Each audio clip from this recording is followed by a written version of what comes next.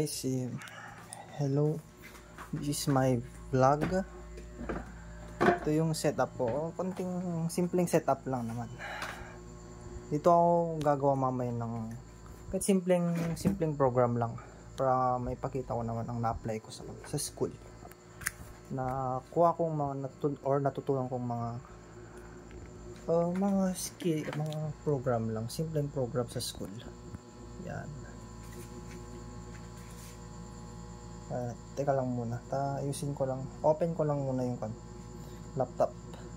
So ayan, tapos ko nang nabuksan yung laptop ko, so simulan na tayo mag-program. Namadas lang natin ito. Yan, mag-program lang tayo ng simple, kaya masyado lang yan. Masyado ganyan.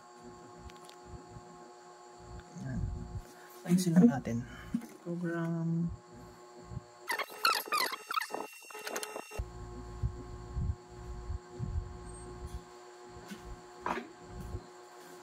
Ayan, meron na. Ito lang naman, gawa tayo ng simpleng program lang. Rin natin to. Ayun, like, ba't may scanner to? Wait lang. Ayaw pala, may program pala ako dati. Try naman natin i-program yung full name with section ko. Tapos anong year ako? Hindi na kailangan to.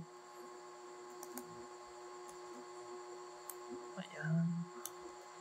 Yan, string name. At string name 1 equal PSIS 1C. No. Yeah, 1C incomplete. Joke lang. Okay.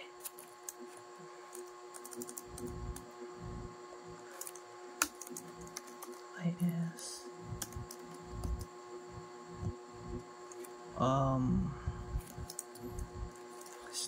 with 1C mukon lang tayo.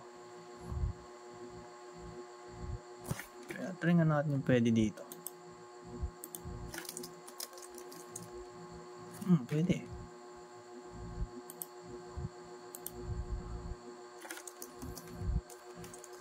System out print name 1. Ayun, tignan natin yung correct, mababasa niya.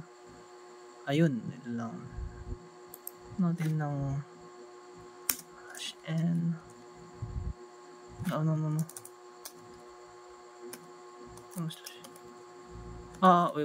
Wait. #n. Tintad mo? Kamali ako dito. Pwede. Okay.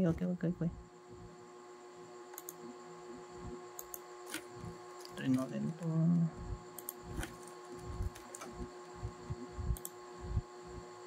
Ayun.